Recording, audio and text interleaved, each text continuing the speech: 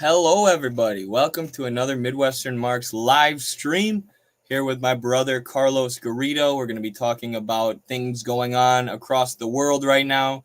We have Hurricane Helene and soon to be Hurricane Milton ripping across the American South, while both political campaigns, both sides of the two-party duopoly are trying to take advantage of it and use it as an opportunity to win political points in the election.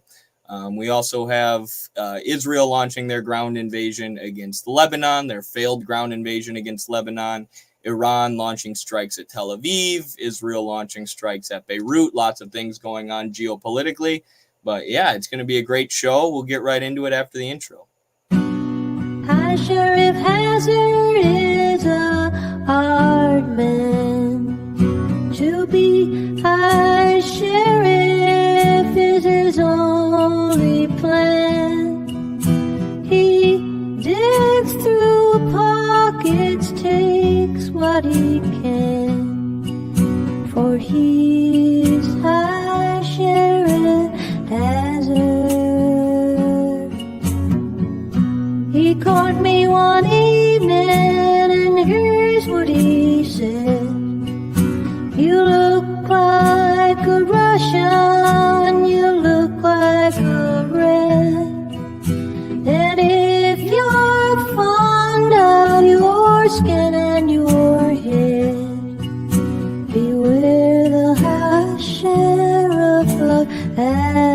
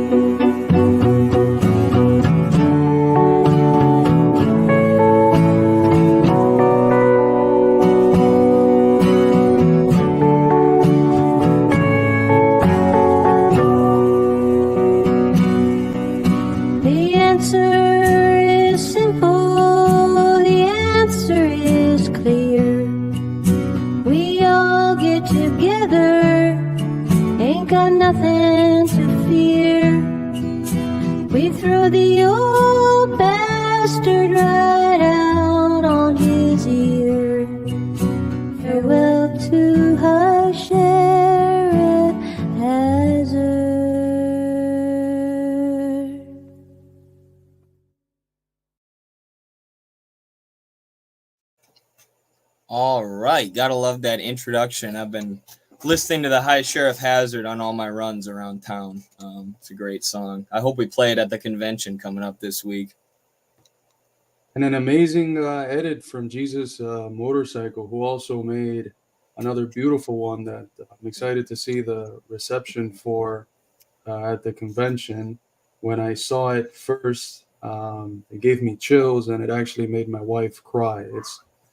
He's an incredibly talented individual, and I love that introduction, and I'm excited to see what people think of the video he made for the convention. Absolutely. Have you had a chance to see it? Yeah, it's amazing. It's amazing. I was blown away. Not to hype it up too much, but I have a feeling people are going to be very excited and pumped when they see that at the convention. So hopefully, if you're in the Midwestern Marks chat right now, hopefully you've joined the ACP, and we'll see you at the convention in Chicago next week. It's going to be a blast. All of us ACP leadership are going to be there, planning out a lot of important things for the party. So, yeah, I just want to. Oh, sorry. Go ahead. I'll talk about this later. It's going to be a historic event, folks. I really do think that ACP is precisely what the class struggle needs at this current conjuncture. It's almost as if when I look back at my work, as if all of the work that we have been doing for the last 4 or 5 years aims towards the creation of something like ACP. And as the days pass, the reassurance that the ACP has an important role to play in the destiny of our country and the destiny of class struggles around the world is more and more reassured. The amount of work that we've been doing on the ground beyond what I think anyone would have expected out of an organization that has been around for around 3 months now. The impact we've had in certain communities has been incomparable to anything that any other leftist, quote unquote, leftist organization has been able to do in these communities in decades, perhaps even more. So, very happy with the trajectory that our party has. Very excited for the convention. It's where we'll be, of course, ratifying our constitution, showing our party program. Those are things that I know people have been asking for. So, um, just generally happy about the trajectory that both our organizations are taking, both the ACP and the Institute. Absolutely, yeah. And a good example of that is the $7,000 we raised and all the labor we mobilized for hurricane relief, which has been in the aftermath of Hurricane Helene, but now it looks like Hurricane Milton is going to be possibly even worse. Hurricane Helene hit Florida and then went through North Carolina, I believe, and some other states.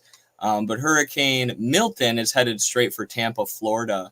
And it'll probably go right through the peninsula, and it's going to be extremely devastating. If you're in the region, please get out or be as careful as you can. And we've already mobilized $2,500 worth of funds, but we've still got another 6,000 or so.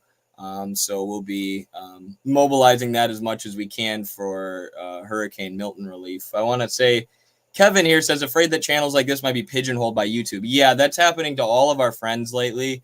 Danny Haifong and maybe Richard Medhurst are like two of the only who are left, and they've been, completely demonetized. DD Geopolitics was recently permanently banned from YouTube, so it's getting really bad. So I would make sure that you follow us on Rumble. We're going to start uploading all of our stuff to Rumble for this exact reason. And then also follow us on X. X has been pretty good about censorship. And then, you can follow us on Instagram and TikTok too. No guarantees that those accounts won't get banned either. But I've noticed after doing this for a few election cycles now that the election is always when they heat up the censorship. And the Democrat strategy for the last 8 years has been to smear everyone as a puppet of Russia and use the election and alleged Russian election meddling as a way to censor dissent. And that's the logic of liberal democracy. There's nothing liberal in the original use of the term, nor democratic in it. And it's not just the U.S. that's uniquely evil. One of the stories that we're going to be covering today is a presidential candidate from Romania that got banned from running because they're critical of NATO's war on Russia, the West and the U.S.'s war on Russia. So that's really the essence of liberal democracy, is a system that upholds the supremacy and the dictatorship of capital through and through. But you're absolutely right. Censorship is cracking down, and it's very sad because YouTube has been the platform that we not only stream through, but interact with the audience in a manner where they have the capacity to support. Carlos, something's going on with your mic. Is it? Oh, that sounds better. Okay. It was turned the other way. YouTube is one of those platforms where it's not only people not only get to support us through watching our content and sharing and stuff, but also financially while watching the content. One of the I think most special things that YouTube provides for us is super chats. So if we get banned, that's a hit for the audience of the Institute, which is the Institute's community, the people that keep it alive in more ways than one. But also for the Institute's finance. A decent portion of the Institute's revenue comes from the humble donations that our primarily working class audience gives to us in the forms of these live broadcasts. And if that's pulled under our feet, as it was at the beginning of this year for around 2 months, it's a big hit that we take. And we're humans living under capitalism. We have to survive. We have to pay for the bills. We have to pay for the basic necessities. And a component of that has, of course, been your donations, as well as paying for other things that are necessary to keep the Institute afloat. Cost for our printing works and ISBN numbers and flights to conferences, a bunch of different things that we need finances for in order to survive. So hopefully we're not next, but I really wouldn't be surprised if that's the case.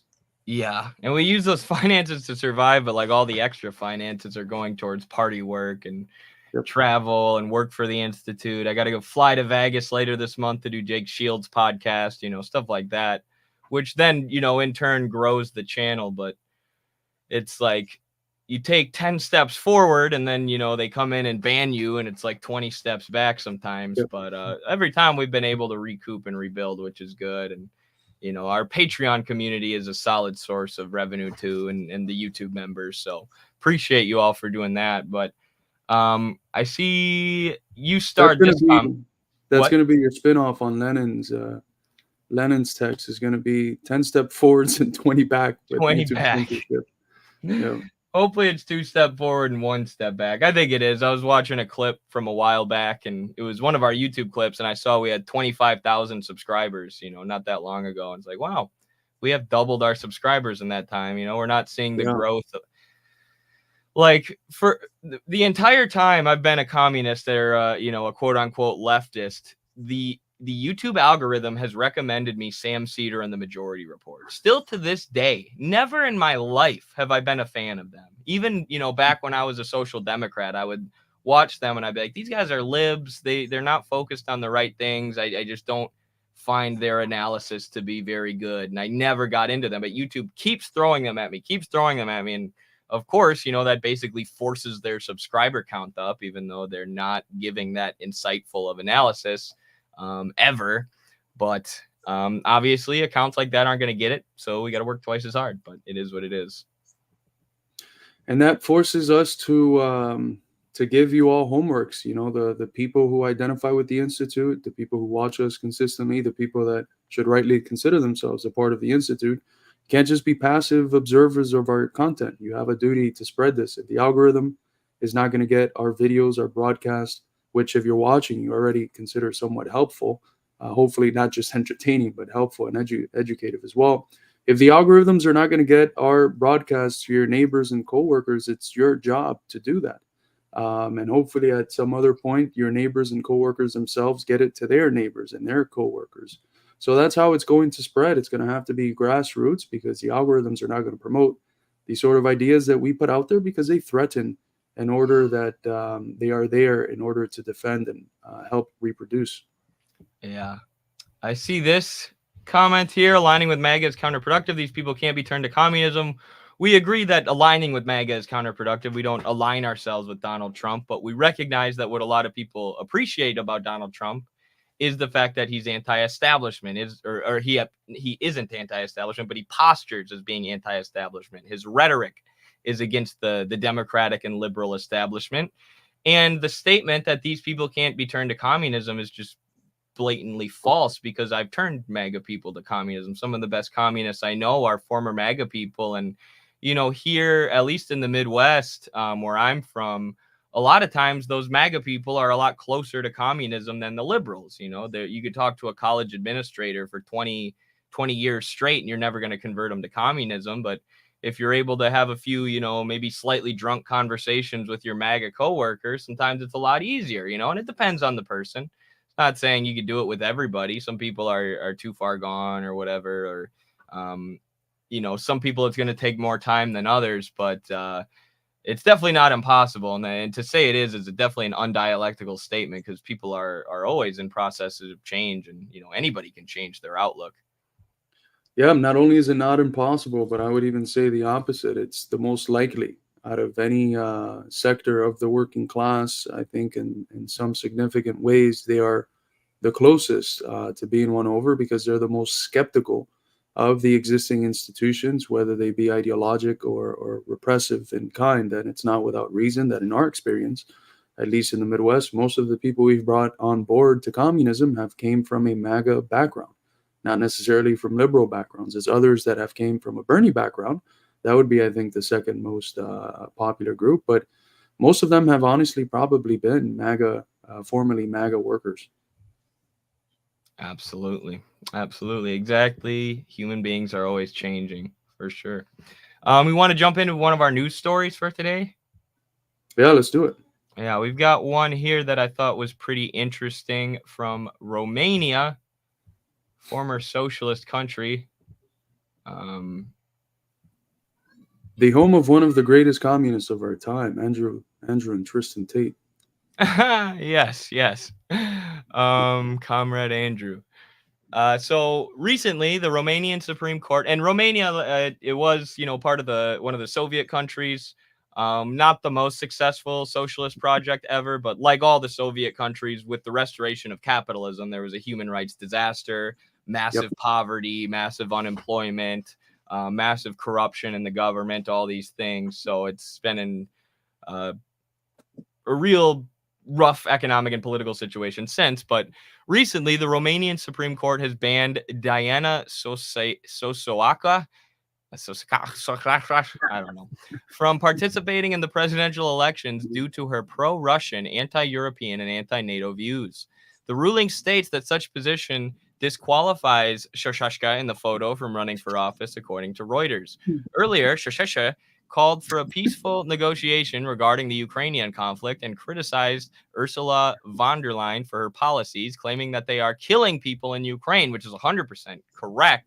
She's correct on those positions. And this is what's so funny about the collapse of the Soviet Union and all the former Soviet republics is, what did they tell us they were giving them?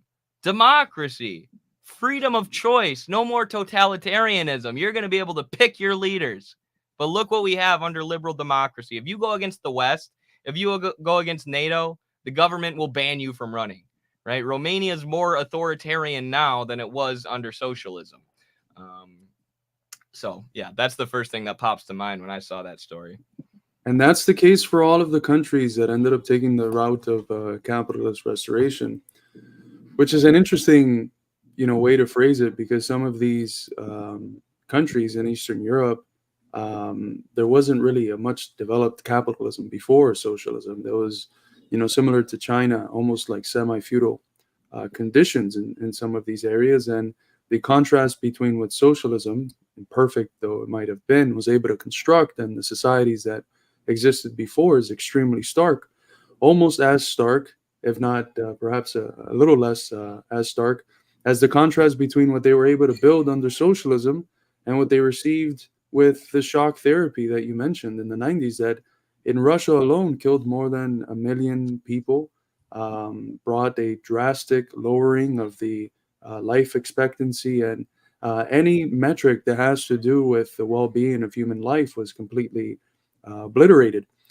And that's the result of capitalist restoration. If you want an example, a comparison of socialism and capitalism, all you have to look at is what happened after the capitalist restoration that occurred in Eastern Europe. It was a complete societal collapse, a catastrophe of which humanity has honestly never seen before. It's a reason why it was called by some scholars a process of demodernization. They literally went back more than 100 years because of capitalist restoration. Absolutely. I was going to make a joke about building bunkers, but I just realized it was Hoxha's Albania that built all the bunkers, not Ceausescu's Romania. I had those two mixed up. But yeah, that's such a good point. And, Romania, like, I've heard socialists make a lot of good critiques of socialist Romania. Like, there were a lot of things that they could have done better. And it's sort of an example that people point to when they critique socialism and say, try to look for things that socialism could have done to improve life for the people. But even, one of the least successful socialist projects still got way worse after capitalist restoration. Socialism at its worst is better than capitalism at its best. So, yeah, fascinating that this is where they're at with their political system. That's a great quote, folks. Write it down. Socialism at its worst is better than capitalism at its best. That's indubitably true.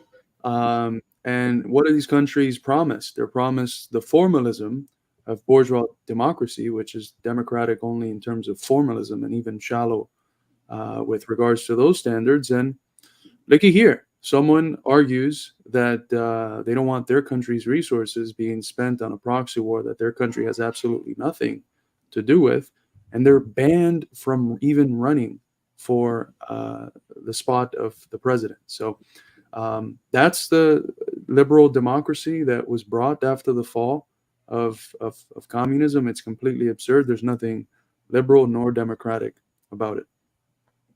Facts. Facts. Anything else to say on this? I don't know too much about the political system in Romania, but it's interesting that East European countries are now being heavily pressured to align with Ukraine. Yeah. That's about as much as I know. It's a tax haven of sort. That's why the Tate brothers and other very wealthy individuals go there, which is an interesting phenomenon in modern day imperialism. The last time we spoke on air, you and I with Haas, I think we were watching the presidential debate, and one of the things that he brought up, and I think it's fascinating. I haven't had a chance to look to see if there's any scholarship on the area, but the sort of underground and sort of behind the scenes functions that are essential to keeping up modern super imperialism or neo imperialism, whatever you want to call it, and places like Romania, Switzerland, Cayman Islands, etc., are essential components of this system. And the realm of illegality shows itself as a hidden but nonetheless necessary component of the regular legal functions of the capitalist form of life.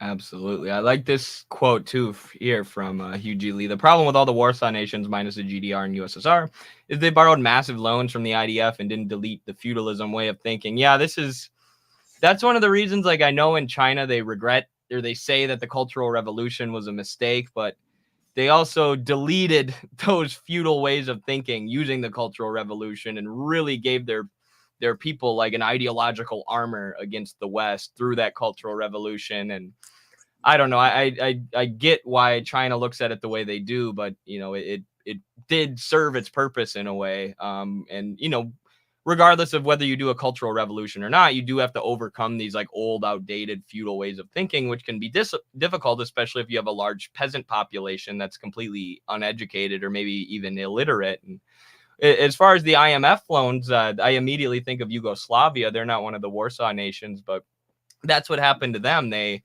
I can't remember if it was under Tito or after, but they were basically forced to take these loans with the IMF. And over time, the IMF was able to jack up the interest rates, trap them in debt, and then impose austerity that helped dismantle the socialist project and make it less popular with people. And of course, they were able to turn people against each other in Yugoslavia and turn it into this giant ethnic war.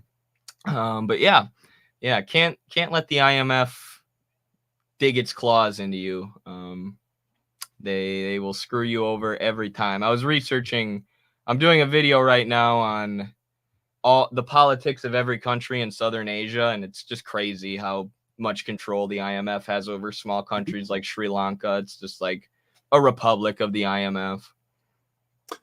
Yeah, no, absolutely. And you mentioned China's Cultural Revolution. They do consider it to be the biggest mistake they have made since their founding, but they recognize there were some strong rational kernels there, and that drive to have a cultural revolution, a revolution in the sort of humans that the society produces, the culture that produces them,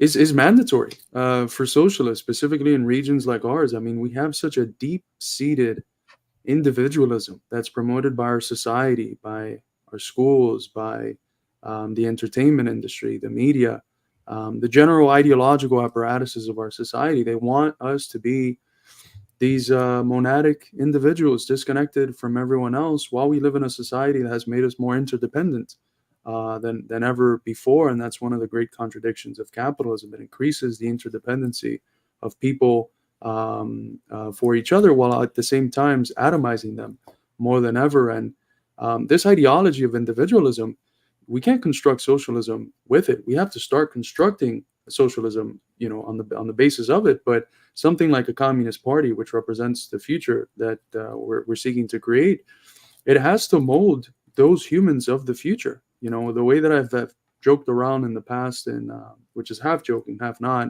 and some of the streams I've done alone, is that a member of the Communist Party that has been refined through years of training, experience, and education should almost appear as a portal into the future.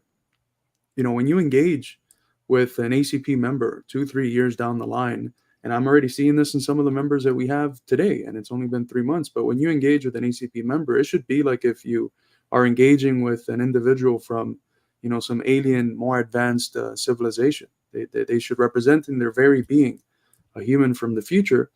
And that, I think, is a good segue to our next topic, which is the fact that today is the anniversary of the murder of one of the most pivotal figures in all of human history, in many ways the Jesus of the 20th century, Ernesto Che Guevara, someone who you have behind you, as do I, somewhere around up there, someone who dedicated their whole life to the cause and who was not just this brazen militant who was ready to go to the jungle and be the first one in any guerrilla struggle to, the first one in line to fight, but he was also an incredibly complete human being. As a theoretician, he was as brilliant as they come. And one of the things that he emphasized, to bring it back to the Cultural Revolution, was the necessity that socialism had of creating a new man.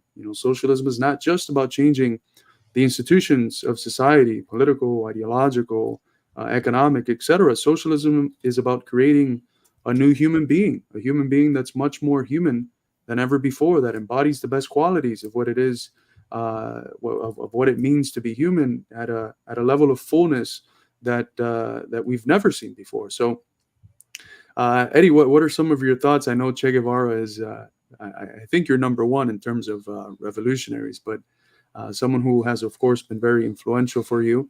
What are your thoughts on the day of his murder?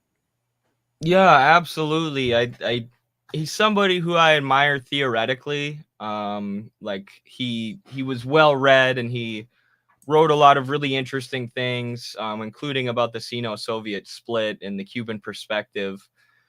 But the thing I admire the most about him is his character and his will. And I've been thinking about this a lot lately, and this is what a lot of my speech will focus on at the ACP convention. Like, at the individual level, politics comes down to character a lot of the time, right? It comes down to having principles, being able to stand on those principles and being able to defend those principles, even when you're being suppressed or losing your job or violently attacked or doxxed or having your family members threatened. And Che was someone who stood on his principles almost to a fault. There was a story that's written in Che's excellent biography by John Lee Anderson, which I recommend everybody read. It's an incredible piece of work. Him and Fidel had been captured by some reactionaries, and they were basically saying, tell us you're not communist and we'll let you go. And Fidel was like, okay, I'm not a communist. Let me go. And then Che was like, no, I am a communist. I'm a Marxist. It's not my fault reality is Marxist. He wouldn't say no that he wasn't a communist just so he could leave jail, because he didn't want to lie. He wanted to stand on business. He wanted to stand on principle. And that's just the kind of person he was. He was also the kind of person who would, when he was running Cuba's industry, running that section of the government, he would also go out in the streets and work with the Cuban people. And there's a famous picture of him doing some construction work and like shoveling in a street somewhere in Cuba, because he thought the person who was running the country's industry should be involved with actually working and see how those industries work at the grassroots level. So he was someone who was so well read and had such a deep understanding of Marxism compared to the people around him that he was the one who had to run Cuba's industry. He had to be the economics guy, and that was a job he did very well, despite the fact that it wasn't his favorite. He would rather be out doing other things.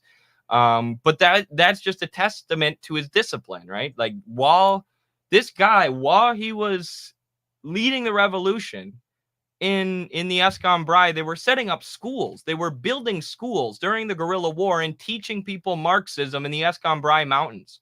And Che and Raul Castro were leading these Marxism classes to educate the Cuban peasants and elevate their level of consciousness. Like, everything that you would want to be as a Marxist, Che was the epitome of that. And it's funny because, people in the West, like Cuban gusanos or whatever, old men will be like, you wear Che Guevara on your shirt, but you don't understand what he stood for. You kids don't actually understand. It's like, no, I understand exactly what he stood for. And the more I learn about him, the more I admire him and the more I want to be like him. Someone who was well-read, who was kind to those around him, who had the respect of everybody, who wasn't, who was the first to lead his troops into battle, not just sit back and sit on his butt. Just the epitome of what a communist should be, and somebody who I genuinely think about every day, and question what would he do. And last thing, he was fucking hated by the communists in Cuba, in Havana, who are a bunch of academics and a bunch of losers and a bunch of people who just like talking about Marxism but not actually doing anything. And they thought Che was an adventurist. They thought he was stupid for going to reach these dirty Cuban peasants who were illiterate and backwards and dumb. And we just needed to wait for capitalism to come to Cuba so these peasants can be transformed into workers, and then we can have socialism. And Che said, no, screw you. I'm going to go organize the peasants. I'm going to teach them Marxism, and we're going to overthrow this gangster dictatorship and build socialism. And that's exactly what they did. And of course, the academic Marxists, then after the revolution, realized he was correct. But it's sound familiar? Exactly. It's the same. It's the same.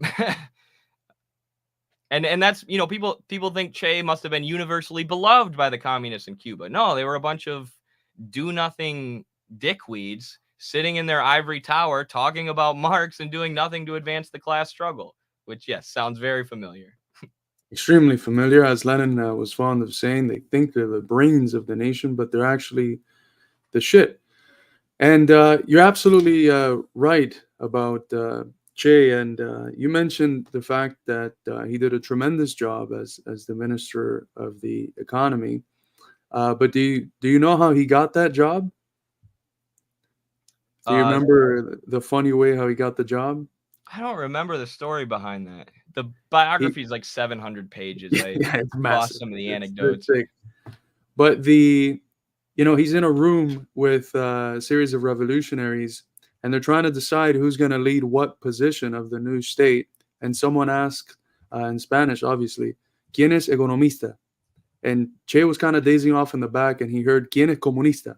So they ask, who's an economist? And he's in the back kind of dazing off, and he hears, who's a communist? Because in Spanish, economista, comunista, it rhymes. And he lifts his hand. And they point at him and they say, okay, you're going to be the minister of economics. It's going to be your position. He's like, what the fuck? I don't know anything about economics. But he just took it. And then he did an amazing job with it. Talk about someone who's, whatever you put him to do, he's going to do an amazing job at it. But that's how he came to obtain that position. Absolutely. I wish we could clone him. This is kind of interesting. Hugh Lee says that if you want to build socialism in a feudal country, you need to delete feudalism and traditionalism and the hierarchy of feudalism.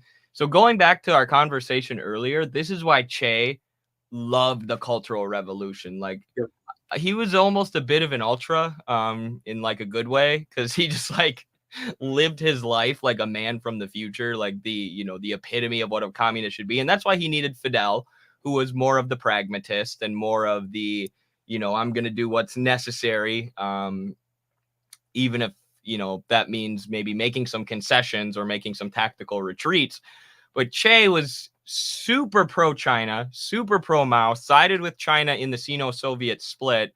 He called his child My Little Mao, and he loved the Cultural Revolution for that reason. He believed that these backwards feudal practices needed to be undone through education and other things. And that's like when they were building schools and teaching people Marxism during the guerrilla struggle, like that was his idea, is we need to elevate the consciousness of the people and break this old feudal system and feudal culture. So Che would agree with you for sure. He was, he was the Socratic gadfly for the socialist state of Cuba. That's what he was. Remember Socrates at the end, he says, I have been sent by God. I'm your gadfly, the one that's always questioning everything and helping you on the basis of that questioning get better.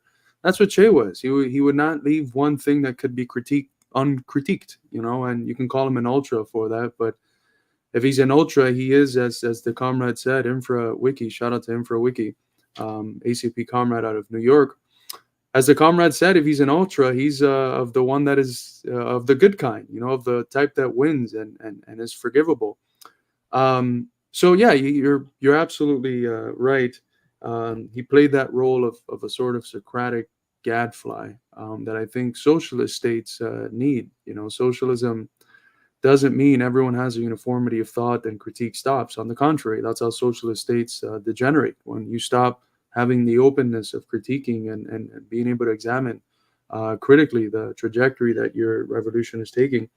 And what's interesting, to hit on the theme of education that we mentioned briefly, that's central to this construction of a new human being.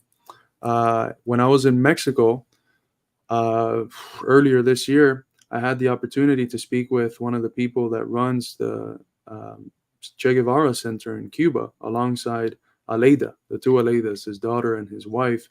And one of the things she mentioned to me, knowing that I'm a philosopher and one of my areas of specialty is Hegel, is that Che, towards in some of his last years, specifically when he was in the jungles in Africa, he was reading Hegel. And not just any Hegel, he was reading The Science of Logic. So perhaps one of the most dense texts you could probably get a hold of in the history of all of humanity was being read by Che in the middle of difficult combat against colonialism. So just an overall incredible human being of the future that, as the Cuban saying goes, we should all strive to be. That's the saying, that basically like the Pledge of Allegiance that Cuban kids say in school. It's pionero por el comunismo, seremos como Che. Pioneers for communism strive to be like Che. Right before my grandfather died, he was in a sort of semi-vegetative state, unable to speak for many months before he passed. But right before he passed, literally the night of, I told him it was his birthday, and I told him when the room emptied, I said, pionero por el comunismo. And with his last breath, it might have been the last thing he ever said before he died, he said, seremos como Che. Let's strive to be like Che. So that's the spirit that animates the Cuban people, who've been able to fight back against more than 6 decades of hybrid warfare and a brutal, illegal, criminal blockade, and many different other tactics that are within the toolbox of imperialism, as Eddie's fond of calling it. That's the spirit that animates them, and that's the spirit that animates every communist, every freedom fighter from around the world. Absolutely. Anything else to add on that? Nope. That was a good segment. I could talk about Che forever. Let's pull this up quick. Carlos shared this and I laughed. I knew who shared it immediately. I believe I commented. I know for a fact that Carlos posted this. This was shocking because, anybody who's been to college or anybody who's enjoyed a night on the town knows that in America, except for in places like New Orleans, it's very rare that you're allowed to walk around with open containers. The cops, if they see you with one, they'll come up and make you dump it out or even arrest you. But in China, I guess it's not a thing. You're allowed to walk around with open containers. They probably have less drunk idiots than we do here in the United States. But this guy just goes and shows how you can drink a beer right in front of the Chinese cops. It's pretty amazing.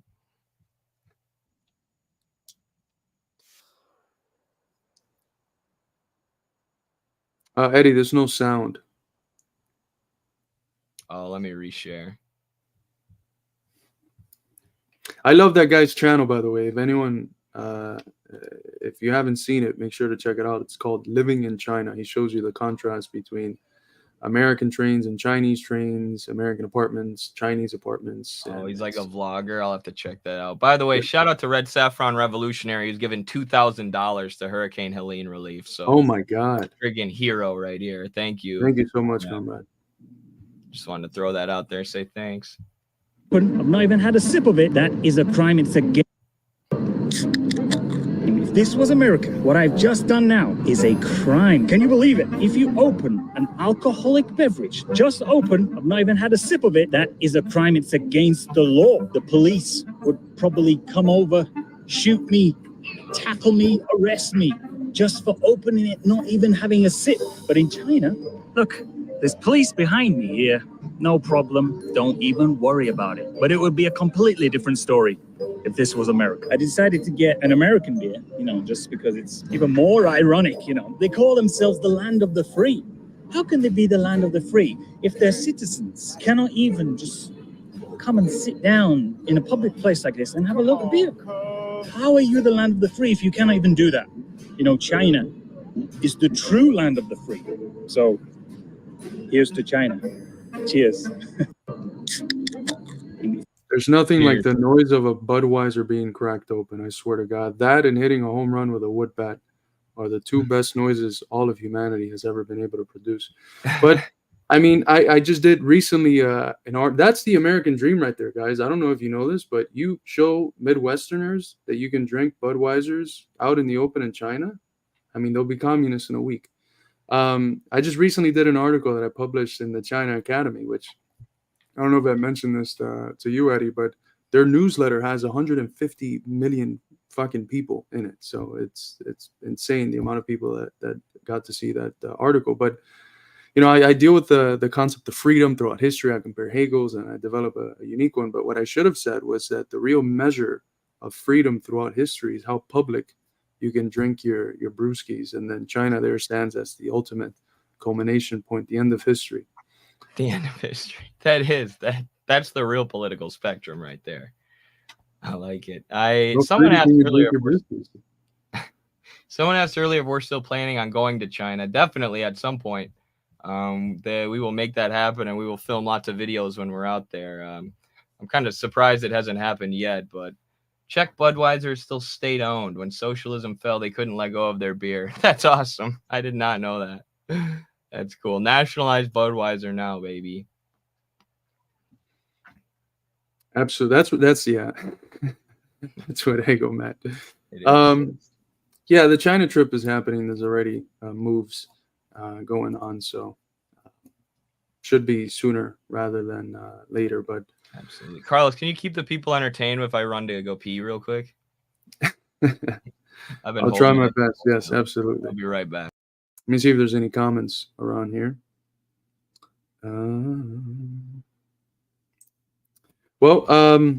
Yes, the funding for the hurricane relief is being used as it should be, very diligently, followed and tracked with receipts and everything else.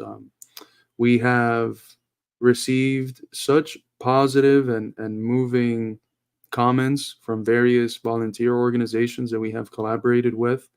I mean, shout out for first and foremost to Comrade Bree, our chapter executive out of North Carolina, who has literally put the effort on her shoulders over there in North Carolina and has done just tremendous work distributing essential necessities to people that have been affected by the hurricane.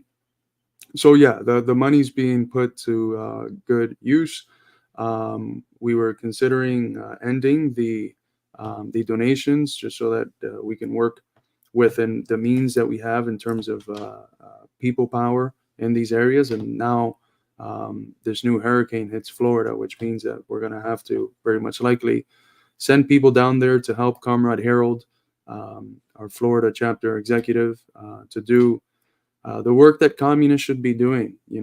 Hurricane Helena let us know, as Katrina did in the early 2000s, that what matters to the ruling class is not, helping affected American communities that have seen, in some estimates, thousands die, property damage in the billions, people who have lost homes that have belonged to their families for generations on generations. In one fell swoop, it's all been gone from night and day. People have seen their loved ones die and drown right in front of them. It's been the most horrendous scenes. I think some of the most horrendous scenes this country has ever seen. The images have been repressed online. I've heard journalists have been repressed from entering affected scenes by FEMA. Volunteer workers have been prevented from entering the areas where they would be able to serve communities by FEMA. And it's extremely ridiculous. FEMA is supposed to be the organization on behalf of the government that helps. Not only is it not helping, but it's actively preventing people who want to help from being capable of helping. So it shows very clearly what is it that has priority in this country. Is it the American people? Are we actually a government of, by, and for the people, as we've been promised for centuries? No, it's very clearly that what holds priority, what holds supremacy, what is the ultimate thing that is valued by society is the accumulation of capital. And what accumulates capital better than wars, in which the military-industrial complex enriches itself grossly? So while our people have been dying in the South, losing everything they own and worked hard to get, we have been sending hundreds of billions of dollars to doctrinaire neo-Nazis in Ukraine and to genocidal Nazis in Israel. And people that are in Congress, such as, I'm forgetting his name, but I know we shared a tweet about him. Fetterman? Brian Mast?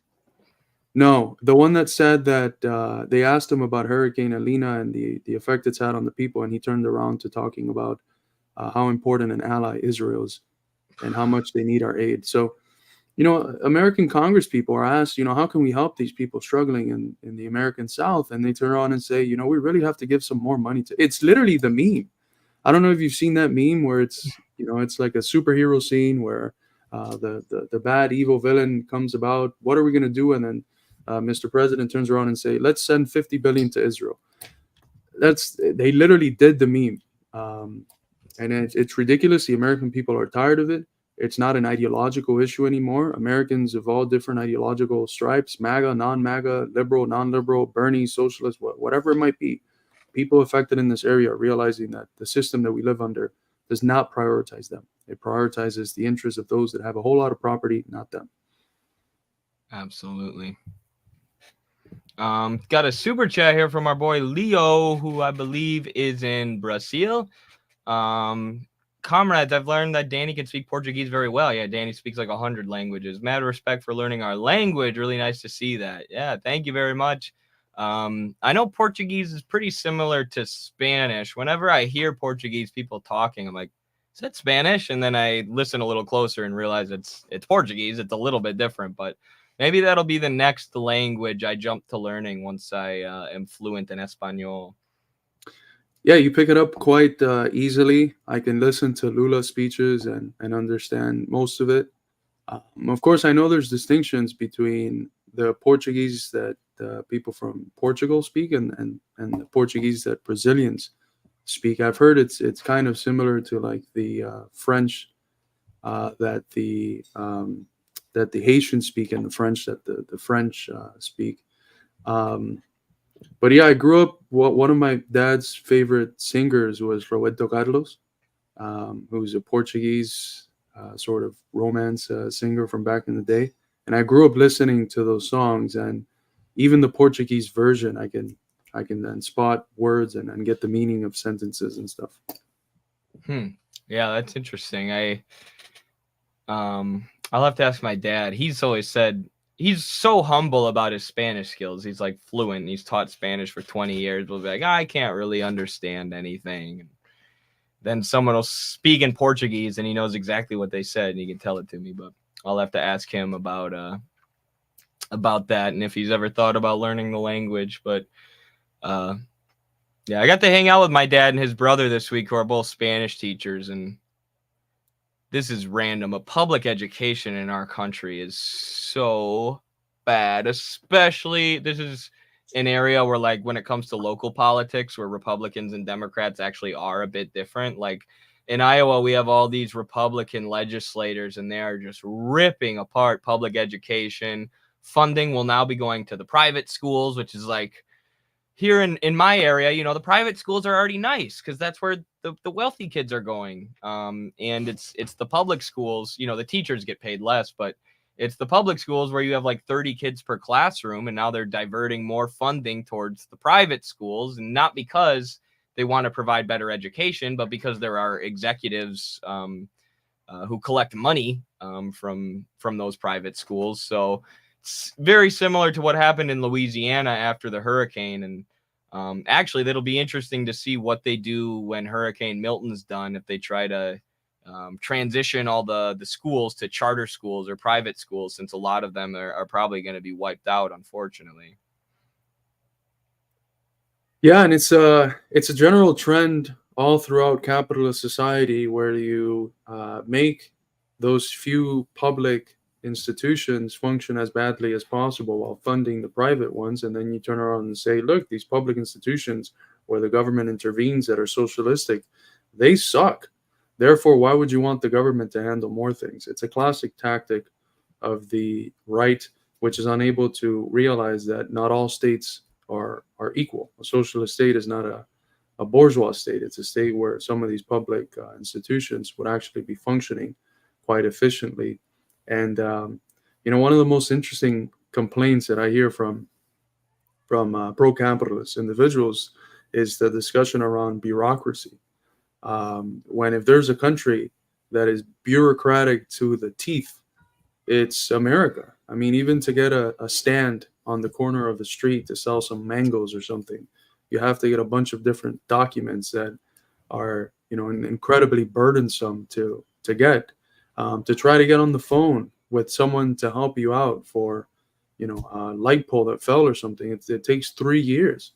And then the person that answers the phone gives you an attitude and is rude, and it's generally indifferent to whatever concerns you have. So it's very interesting how they get the limitations and the downfalls and the inadequacies of capitalist government, and they use that and turn it around as an argument against socialism on the basis of this wrongful equivocation of the state as being the state in general, all throughout different types of societies.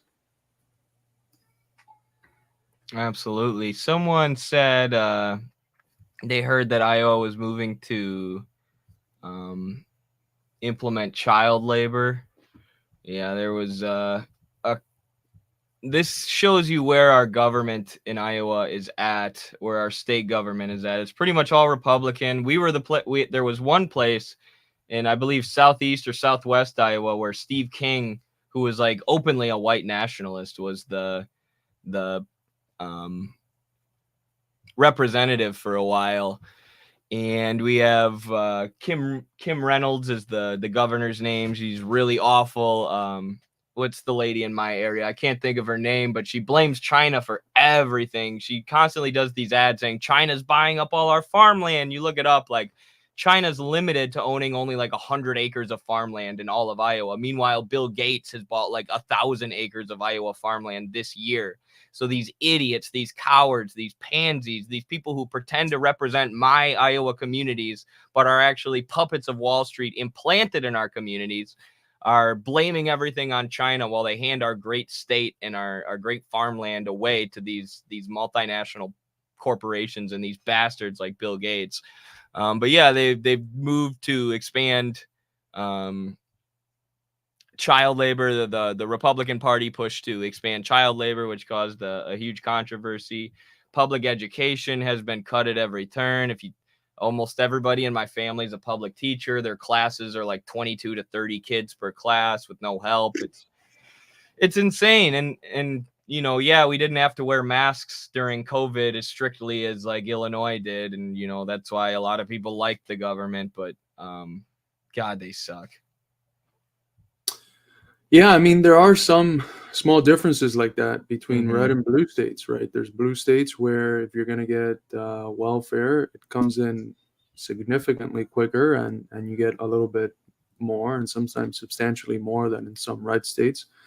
There's also blue states where if you want to be protected and have the Second Amendment rights that Americans are promised in a way that's rational, is not to be found. The amount of licenses that you need to get, and it's a very burdensome process in comparison to some red states. So there are small differences at the local level that are felt by the different administrations. But I think it is wrong to abstract from that and say, well, maybe because I can get $300 more in my food stamps, I should support the party that is supporting genocide and a proxy war against Russia where hundreds of thousands of people are dying.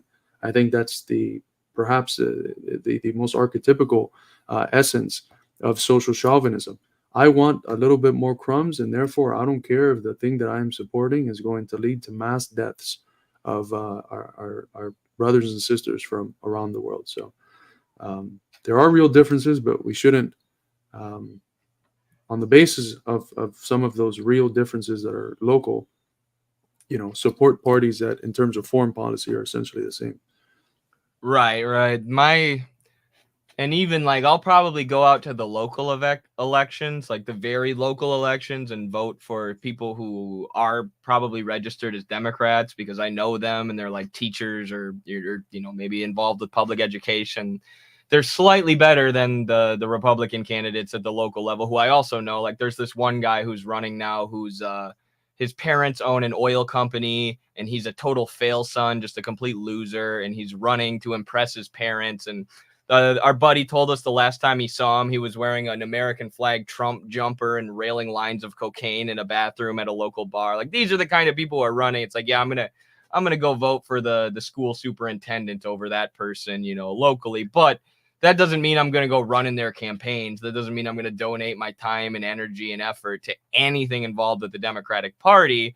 I'll just, when it comes to the most local of the local, I'll go out and vote for people who aren't disgusting, evil monsters. And you're more like, there's less corruption there, right? Because there's no lobbyists who are trying to sink their teeth into the extremely low level Democrats in Dubuque, Iowa. They're still, ideologically prodded and formed by the Democratic Party, which is why they're not far from perfect. But there are some, decent people in politics at the local level. So this is a great question. Did the U.S. ever get close to getting single payer public health care? That bastard Obama supported it all throughout the 2000s. He said he supported single payer health care. He went before the AFL-CIO and other unions and said, I support single payer universal health care because that's what the working people support. And then he became president.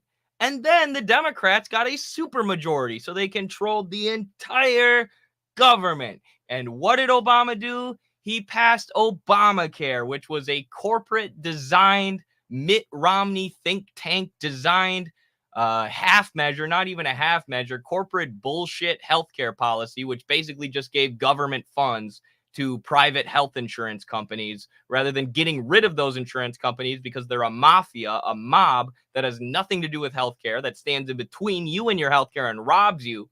But instead of getting rid of those, Obama gave them some government funding and said this will fix everything. And it didn't, because he's a liar and a corporate stooge and a piece of shit.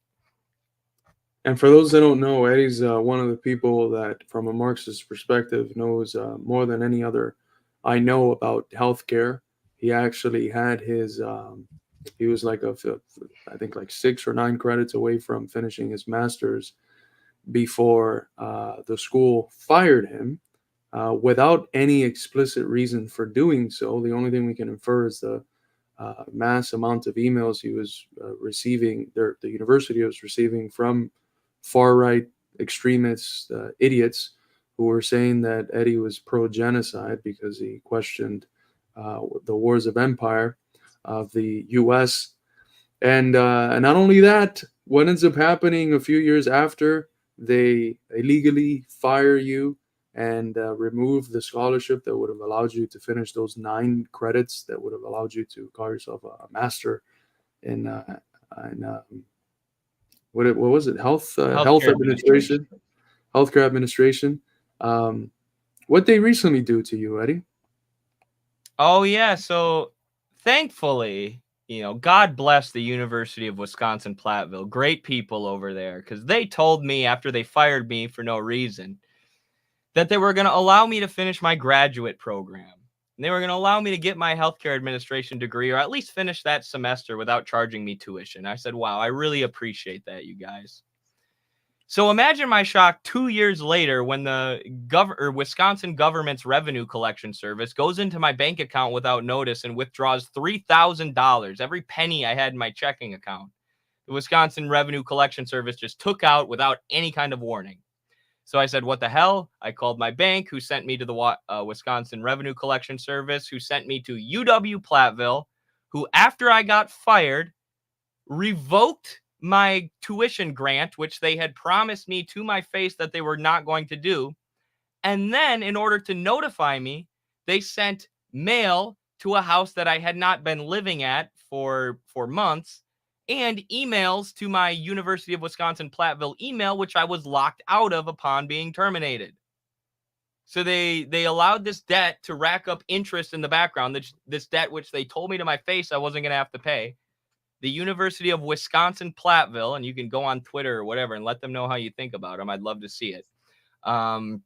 They decided to let this debt rack up interest in the background without informing me at all, and then just go into my bank account, take $3,000. And when I called, they said, yeah, it's that debt. It's that tuition we promised you wouldn't have to pay.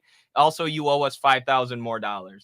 So unfortunately for them, I have an entire legal team who's willing to work pro bono, and I'm not taking this laying down, and I'm going to get my money back, or at least get that interest knocked off. And if not, I am going to make sure that every single person I know in this world, or every single person who gives a shit about what I have to say in this world, knows that the University of Wisconsin-Platteville is the biggest piece of shit, the worst academic criminals you could ever imagine, and nobody should go there or send their children there, because all they're going to do is rob you, and they don't give a shit about their students, their staff. The people there are criminals. They're bastards. I don't know how they can live with themselves.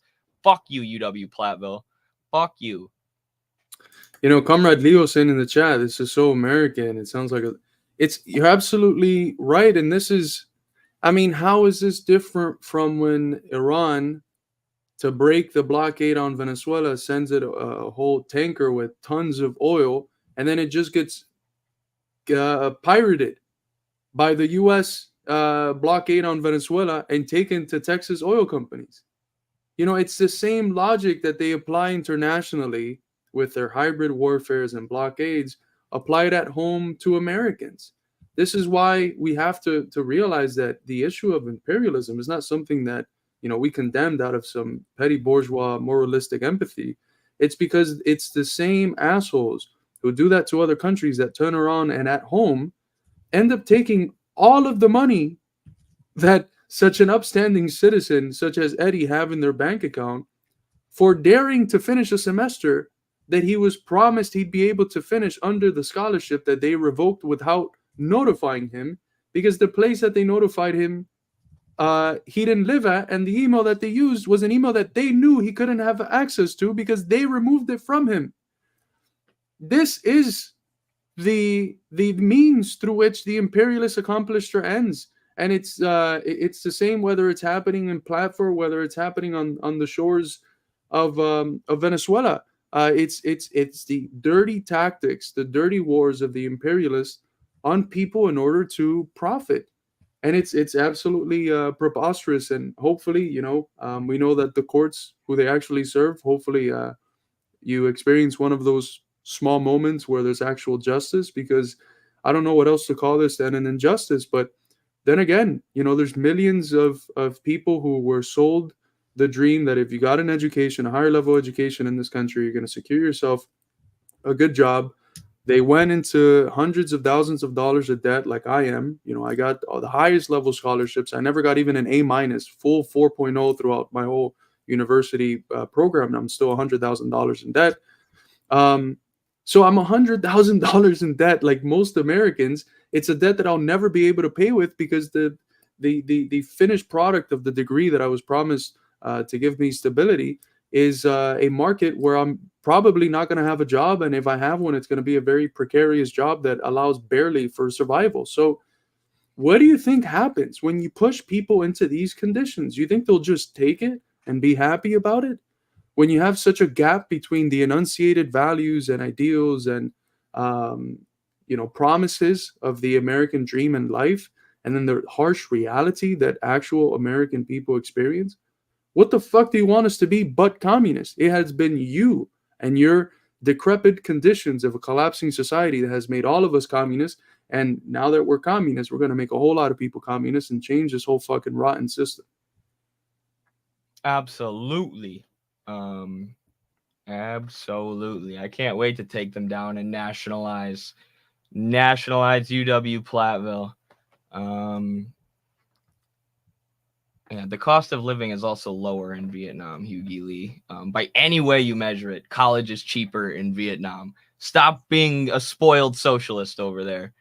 Even though I know you don't think Vietnam is real socialism, but fuck, I'd call it socialism if I could pay $200 for college instead of 10 to 40,000. And people don't even pay 10 to 40,000 because you know what they do. You take out a loan to pay that, and then you're racking up debt on that loan. I mean, any way you slice it, college is much more affordable in Vietnam. Even, you know, Western anti-communist, anti-Vietnamese sources will admit this. The average tuition in the U.S. is 10,000 to 40,000. In Vietnam, it's 200 to 1,000, and I believe that's even adjusted for the exchange rate. So I mean, I'm okay with Hugh G. Lee making his criticisms of Vietnam, but I mean, this is just nonsense. This is nonsense. The public or the higher education in Vietnam is way more affordable. The cost of living for the average person is far less than it is here in the US, which is what makes it so difficult for college students here, because you also have to work. Not only do you have to pay that tuition, but you have to work and pay your rent and be able to survive. Whereas there's all sorts of public subsidies, government subsidies that are going into these things in Vietnam. And sure, you can have some critiques of your socialist project, but that's not what it's like over here in capitalism. Like there's no consideration of the students. It's just how do we suck as much money out of them as we can. And yeah, just look at any source that compares Vietnamese higher education to the U.S. Ours is far more expensive, far more predatory, and that's not just Vietnam. You know, even European countries our higher education is just a business. It's a scam. I can't stand it. That's why I don't work there anymore. I want to address this question because I don't think this is a regular viewer, and I think these sorts of questions are good. Let me ask you a question, American Worldview. Have you heard of the app MyFitnessPal? If you haven't, look it up. If you go on MyFitnessPal and you try to track fruit and you put track fruit, what's going to happen? Is it going to track anything? No, because that gives you absolutely nothing.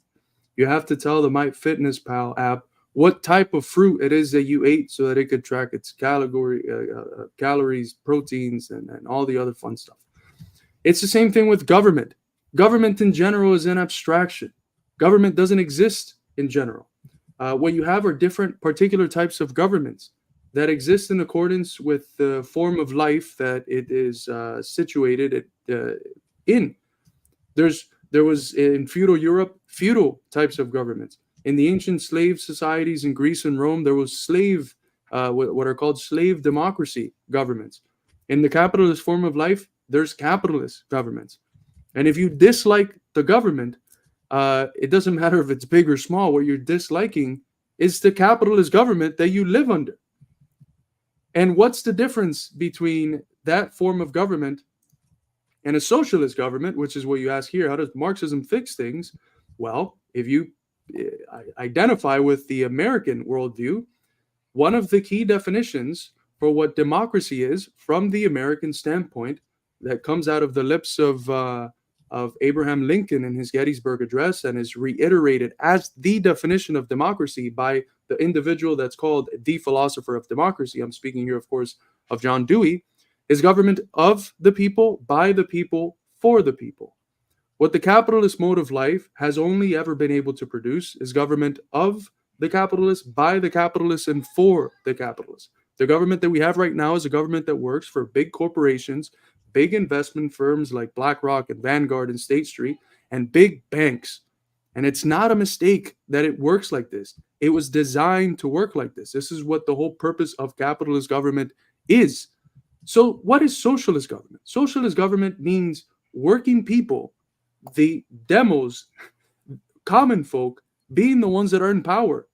Socialist government is government of, by, and for the people. So if you like the American worldview and the American conception of democracy, of government of, by, and for the people, you have to be a socialist, because that's all socialism is. Government of, by, and for the people, and not of, by, and for capital, which is what we have right now. Absolutely. I'm sorry, I just went off in the chat. I was just saying too much shitting on Vietnam and I consider Vietnam socialist, governed by a Marxist-Leninist party, took the same path that China did during reform and opening up, moved towards more market reforms, but absolutely Vietnam is still a socialist project. So I just wanted to take the chance to defend them in our chat real quick. But let's move on to the next segment here, so I don't get more angry thinking about the University of Wisconsin-Platteville. But DD Geopolitics here said, breaking. Let me zoom in. Breaking, Cuba submits official request to join BRICS. This is what we've been saying should happen and probably will happen for a long time now. Great to see Cuba forging stronger ties with China in the multipolar world. According to TASS, Cuba has formally requested to join BRICS as a partner country in a letter addressed to Russian President Vladimir Putin. They addressed it straight to Putin. Very interesting. The request, submitted by Carlos Pereira, Director General of Cuba's Foreign Ministry General Division of Bilateral Affairs, emphasizes BRICS' role as a key player in global politics and a beacon of hope for the global South. Russian ambassador to Cuba, Victor Coronelli, confirmed the application and stated that Cuba's leader, Miguel Diaz-Canel, has been invited to BRICS plus outreach meeting at the upcoming summit in Kazan. Cuba had submitted an official request to join BRICS as a partner country in a letter to Russian President Vladimir Putin. Basically re-says the same thing there, but fantastic to see. What Cuba needs is economic development. They have been prevented from developing economically at every single turn by the U.S. empire. So hopefully this will be a new era, a new chapter in Cuba's history. Yeah, Cuba sent a delegation to last year's BRICS summit in Joburg, Johannesburg, South Africa. And we knew it was coming for quite a while. Cuba and Venezuela both applied to join BRICS, or we're going to apply to join BRICS. Now it's been made official in the case of Cuba. And look, Cuba's a country that is so small that the strangling, illegal, criminal blockade of the U.S. is extremely efficient in doing what it sets out to do, which is most principally destroying the material conditions and the economic stability of Cubans and making their economy scream, as what was said about Chile in the 70s. But you know, it's so small as well in terms of its geography, that with the help of the BRICS Plus, it could also develop quite rapidly. And I think that with BRICS and with the new development bank and with all of the different projects that are either connected to BRICS or adjacent to it, perhaps the Belt and Road Initiative, including Cuba into these projects could mean that within 5 to 10 years, we have a whole different Cuba, 90 miles away from the shores of the United States. Now, of course, it has that predicament that it's in, the fact that it is 90 miles away from the United States. And the U.S. is, of course, going to consider any solidarity that Cuba shows with this up-and-coming multipolar world, and it's the institutions that are the skeleton of this new multipolar world. It's going to consider it a threat. But BRICS, unlike NATO, is a economic institution, an economic body through and through. It's not a military alliance of any sort. So I don't see why Cuba wouldn't be able to use BRICS and the, again, adjacent institutions or institutions within BRICS to develop. And I think it's up to the comrades in China who have a lot of, influence in what goes on in terms of BRICS to recommend Cuba's joining of BRICS. I think it's the least they can do from the standpoint of proletarian solidarity and socialist solidarity. And once within BRICS, to do all within their means to help Cuba not be in the state that it is in currently, which is a very desperate one, unlike anything I think we've seen, even worse than the special period of the early 1990s following the overthrow of Soviet socialism. So this couldn't have came at a more necessary time, but now, it's up to China and Russia. Russia has, of course, a lot of respect for Cuba, and as Danny's fond of saying, you go to any Cuban in Cuba, and you say that you ask them what country do you love the most, and they say honestly, it's probably Russia besides Cuba, because it's without Russia we wouldn't be able to survive. So it's up to China and Russia. And Brazil, I think, as well, because President Lula has had a lot of very good relations with Cuba historically, to push for Cuba to join, and then to help it once it's in, to develop economically, which it so desperately needs. Absolutely. And I mean, it's just it's so difficult. Like, what is Cuba to do if they're not throwing some kind of lifeline? I mean, the Soviet Union, I hear someone saying here that they understand BRICS, but they wish the Comintern would come back. I mean, definitely, we all wish that would happen. We all wish Stalin wouldn't have stopped, and he would have gone 1000%. all the way through West Europe. And we can look back and say, this should have happened and that should have happened, but it is what it is. We got to do what we got to do going forward. And when, as Carlos said, during the special period, when the Soviet Union was gone and no longer there to buy Cuba's sugar, it was a really destitute time economically for them. And even since, it's been really hard for them to develop. And I mean, if you think about it, it's so much different on an island. Like, even the DPRK, they're also being strangled by sanctions, but at least they have China there, that borders them, that they can use as a trade partner. Cuba's completely isolated and right under the nose. What? And Russia. And Russia, right. And Cuba's completely isolated and right under the nose of the U.S. empire, which is why the U.S. has put so much effort into destroying them. And it's truly incredible and heroic, if you think about it, all of the unique difficulties that Cuba has, even compared to other socialist projects. So it's fantastic to see China and BRICS, hopefully throwing them a lifeline here. And hopefully we will see the development that Cuba needs. And it'll be interesting to see how the U.S. reacts to this, because Huey G was saying earlier that he thinks maybe the U.S. is pressuring China not to allow Cuba in BRICS. And I wouldn't be surprised. The blockade, I've said this oftentimes, that we think of economic sanctions as like not real warfare, right? That's economic warfare, but not real warfare. No, it's an economic siege. They surround Cuba with their military. The U.S. has a massive, massive military presence in the Caribbean, and that's how the trade sanctions are enforced. That's how the blockade's enforced, is at the barrel of a gun. So will they continue to, try and stop any trade as Chinese ships are coming in there, or Russian ships? I don't know. It'll be interesting. I'm sure the U.S. won't be happy about this, is what I'm saying.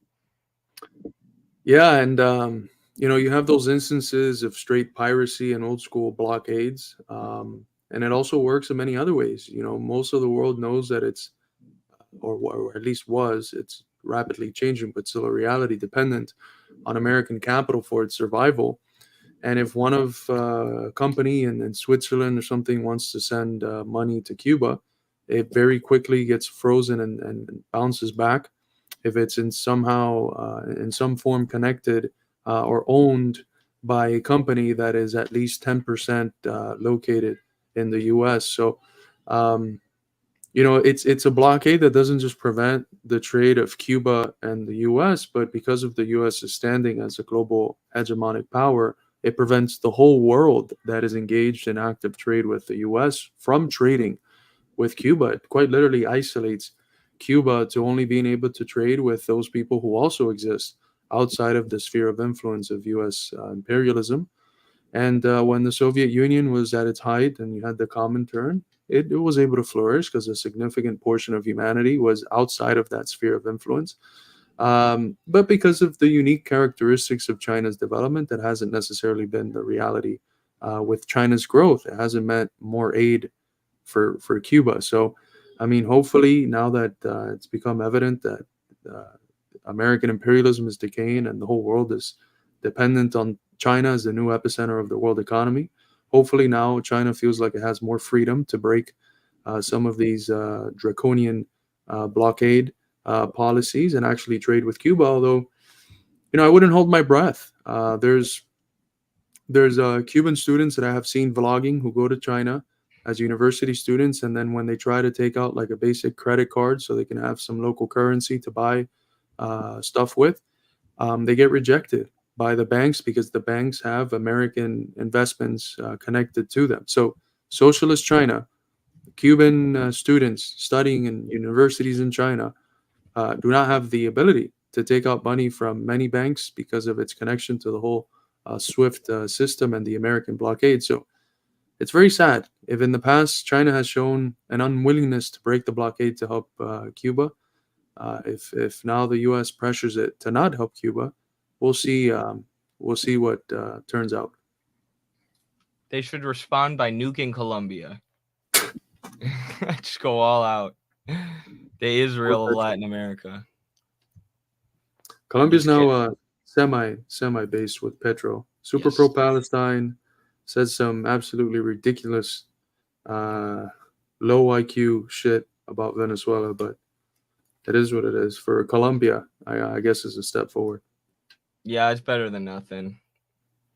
Gee, what the F? Nuking Colombia? I'm just kidding. I just was saying China, if China were to go the exact opposite direction of where they've been going with their foreign policy currently, which is we're going to help you develop, but we're not going to get directly involved in your politics. Them getting directly military involved in Colombia would be them getting directly involved in the country's politics in order to help socialism. That was the joke. But let's talk about this real quick, because I have been deeply involved in this and deeply anxious about this, because I've been trying to make sure that all of these funds go to the right place and that they are all being used effectively. We actually closed down the fundraiser for now because we've raised so much money from people. We want to make sure that we can put it all to use. We don't want to end up with, too much money than what we know what to do with. We've utilized $2,500 of people's donated funds, and we still have another $6,000 left that we're going to be using for relief and rebuilding efforts. For those who don't know, Hurricane Helene swept through Florida and North Carolina and some other places, some other states that I'm drawing a blank on. Devastated the regions, crushed people's homes, uprooted their entire lives, as hurricanes do. And now there's another Category 5 hurricane, Hurricane Milton, which is heading right for Tampa, Florida, and which is about to rip through the Florida Peninsula. So there will be tons and tons of work to be done with that. We'll definitely mobilize and utilize the rest of the funds, probably for Hurricane Milton disaster relief, possibly even transport some other ACP members into Florida, so that we can get more people mobilized, more hands on deck, more boots on the ground in that region. But yeah, super, super proud of what our party has been doing, and the relief that they've been able to provide people. Here you see Bree, who has been the one spearheading a lot of this effort in ACP North Carolina. This all would have been completely impossible without her. I hope she's recognized by the party after this is over for her efforts here. Here you see some of our comrades handing stuff out, doing a great job. And here, the American Communist Party North Carolina chapter actually received an award, the Touched by an Angel 2024 award, from the Helping Hand Mission, which is a charity that aims at fighting poverty. So how cool is that, they were willing to give an award to an American Communist Party? They weren't, and this shows they weren't scared to put their name on something that says communism.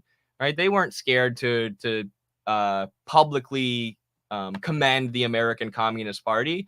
Why is that? Because we helped them materially, with our hands, with our resources, with our time, with our energy. That's how you change people's minds about communism. When their homes get crushed by hurricanes and there's trash everywhere in the streets and their life is a mess, and the capitalist ruling class and the government are doing nothing. And we go help them. We help them get back on their feet. We provide them resources. We do whatever we can to put them in a better situation and improve their material conditions. That's how you convince Americans that communism isn't evil. Because, if a communist helps you after your house was destroyed by a hurricane, it's pretty hard to say that they're evil, especially when the government is doing nothing to help you. And all that the communists want is to transform the government and the economic system. Absolutely. And in connection to that, I mean, the responses that we have received from the communities that ACP members have been able to serve, and the groups that they have been able to collaborate with, are just beautiful. I want to read a post from the Jordan Grove Church of God in Christ.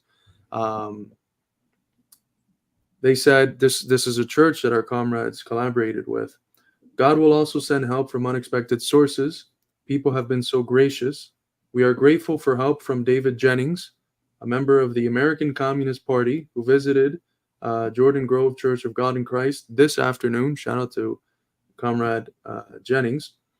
ACP is a political group seeking out local charities they can bless with resources that can be directly and quickly distributed to people in need from Hurricane Helena. They donated over $400 of paper products, cases of waters, and canned goods. We are honored for the opportunity to serve our community. So I mean, it's all over, man. It's all over the country. One day we have a principal in Kansas letting us know that they're so grateful for the work that our comrades have done in providing school supplies for underprivileged children, for poor children. Another day we have churches, thanking us publicly for the work that we have done to assist their efforts in helping the affected victims of the hurricane. Another day we have this Touched by an Angel organization, congratulating the work that our comrades have done. Shout out to Harold.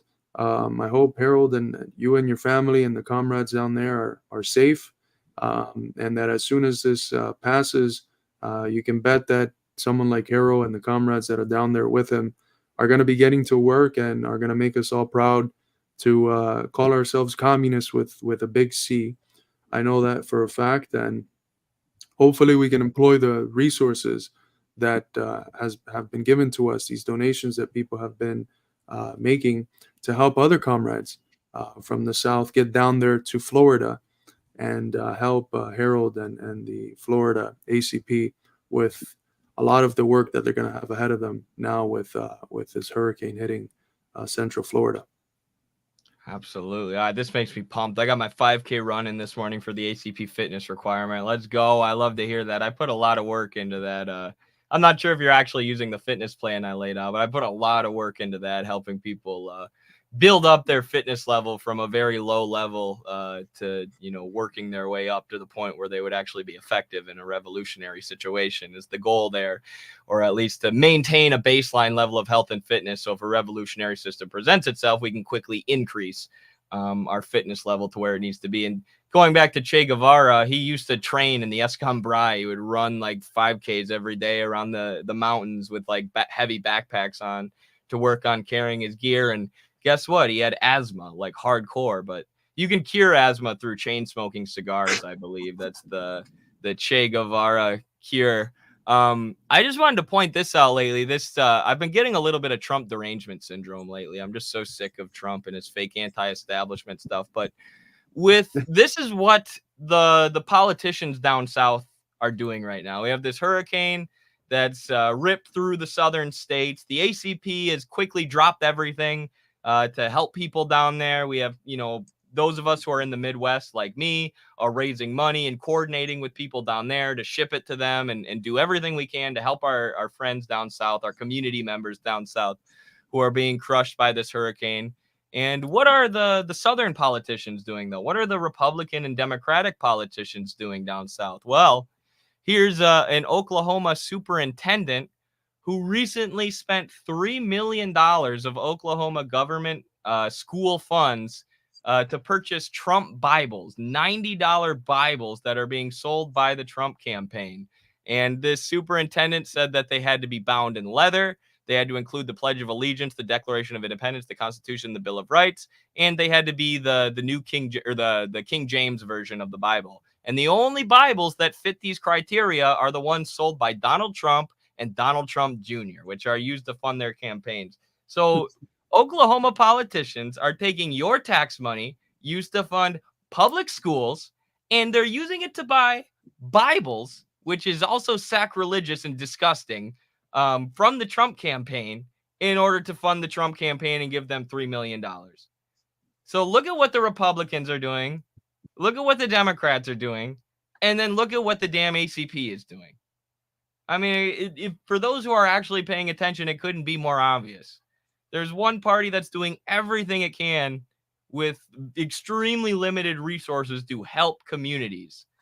And then there's other parties who are just finding new ways to rip us off and fuck us over every single day. And they don't care how disgusting they have to be to do it. And this guy got a bunch of backlash, and he eventually, I don't think they're going to end up buying these Bibles now because it became a huge story. But this shows where our politicians' heads are at. And this is what they're using the hurricane just as an opportunity to win votes. You know, oh, Kamala's not doing anything. Oh, Trump's not doing anything. Back and forth, back and forth. Shut the hell up. Shut the hell up. Both of you should be working together to go actually do something. You're so rich. You're so rich. Shut up. Both of you could be doing more. What are you talking about? You're just trying to use this as a political football while people are dying and becoming homeless. That is our political system. That is the two-party duopoly. And that is why I am so proud and 100% certain that I am in the right political party as an American. Oof, beautifully said, brother. Beautifully said. It's truly an anti-life system. I mean, there's no other way to put it. It's against human beings. It's against anything that lives in general. The only thing it's in favor is of dead capital in the form of or dead labor in the form of capital. So these are moments that make it clearer for us to see. But let's not for a second think that it's only occurrences such as these that show where the interests of the government actually lays and who it actually serves. It pervades our whole lives. All we ever see from these institutions is the usage of public resources to benefit the cause of capital, to benefit private causes. So it just becomes intensified and heightened when we see events like this, where the contradictions, you can't but see them. They're right in front of your face. Is this real? Because low-key, one of my buddies who's a Trump supporter showed me a video of them talking about all of the mineral resources that are in the regions hit by the hurricane. And they were saying they're a little bit of a conspiracy theorist. So like maybe they manufactured the weather, maybe this is some Operation Popeye stuff, which, the CIA has tried to do that. But The real thing.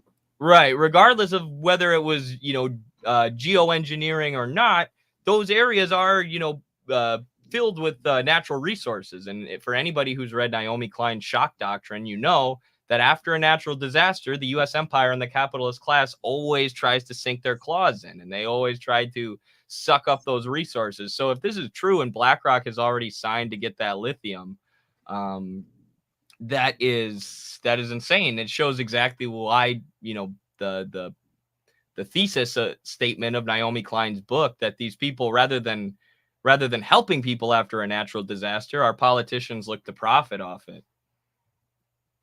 We live in an age where conspiracies within a year become truths, generally accepted by everyone. So I wouldn't put anything past these vampire-like criminals who care about nothing but the accumulation of their capital and seeing the numbers in their bank accounts go up, even if it means a lot of bloodshed and death for fellow human beings. Absolutely. That's a great quote. What else we got? We have the Gray Zone, someone who I don't know from the Gray Zone named Liam Cosgrove. I'm gonna have to give them a follow. I'm pretty sure you've seen them. I've seen him before. We weren't following them, but I had seen a couple things of his. Yeah, maybe I have before, but he Russian territory several times, as deep as 300 early here. But he went and spoke to the State Department's Matthew Miller, who is one of the biggest, most spineless cowards to ever walk the face of the earth. If I had to be in Matthew Miller's body or skin, or if I had to be Matthew Miller for a day, I would simply end it all. I wouldn't make it a second. I couldn't be such a spineless, weaselly rat. I can't imagine having so little character or being that big of a piece of shit that all you do is go before the public and lie on behalf of the biggest criminals in the world because they don't want to do it themselves. So they have to trot you out there to be their spokesperson and just tell the most brazen lies and take all the heat from people, and protect the politicians who are the most evil, corrupt war criminals on the planet. There's nothing more disgusting than being someone like Matthew Miller, but he's about to get destroyed here, which was great to watch. Oh, and he looks like a vampire too, just to add to the whole substance of his being. True. Let me know if you can hear the sound. Go ahead. So Israel is still poised to strike Iran, and in July, Blinken said that Iran was 1 to 2 weeks away from developing a nuclear weapon. So I guess for all we know, they might have one by now. And meanwhile, in Ukraine, they've struck deep within Russian territory several times, as deep as 300 miles from the border. And in that case, we don't have to guess. We know that Russia has the largest nuclear arsenal on the planet, as many as 6,000 warheads. And so one of the risks of arming militaries that are striking in the territories of nuclear powers is that one of those gets deployed, and then it could escalate very quickly from there. So it's rarely discussed, but it's important to address that the nuclear risk is real, and it could very abruptly mean the end of, you know, what humans have worked for thousands of years to collectively achieve. And us today are very lucky to live with the fruits of that achievement, and I feel like we're treating the risk kind of brazenly. So my question for you is, you know, we often hear in response to these concerns that, well, Putin, Khomeini, you know, they're war criminals, they're terrorists, as if they're too inherently evil or immoral for us to negotiate with. But meanwhile, this administration has financed a genocide in Gaza for the last year, and every day you're up there denying accountability for it. So, I mean, what gives you the right to lecture other countries on their moral? So if you have a policy question for me, I'm happy to take it. If you want to give a speech, No, but there are plenty of places in Washington where you can give a speech. Yeah, but people are sick of the bullshit in here. I mean, like, it is a genocide. You are abetting it, and you are risking nuclear war in Ukraine for this plenty of proxy other war. places to give a speech. Go ahead. He stumbled over that line twice. This guy is such a loser. There's plenty of other places you can give a speech, guy. You can leave me alone. Stop asking me about the genocide. Plenty of places you can give a speech in Washington. If you just sell your soul and be a ghoul piece of shit who supports genocide all day like me, you can work in Washington, you know. Fucking idiot. There's no less honorable human being in the world than this man, Matthew Miller. Like, everything I don't want to be in life, he embodies. All these ghouls look the same to me. Absolutely. They do. And that was a great point. I mean, Matthew Miller has no response. What is he supposed to say? He can't even walk around the question. There's nothing. It's just, well, why don't you go give your speech somewhere else? Bloodsucker. It's absolutely disgusting. And I really like those videos where people just show up to events and disrupt them. I'm surprised no one has. I think Cosgrove is the first person to do that in that setting. If he's invited again, or if he's able to go again, he should take a tomato in his pocket and launch it at this Dracula-looking asshole. Absolutely, that'd be ideal. He needs to come to Tomato Night at the local comedy bar. They give you fake tomatoes, and you can throw them at the comedians, and whoever gets the least tomatoes wins like $100 at the end of the night. It's pretty fun. Nice. I like Has it. Brody won? Oh yeah, he wins a lot.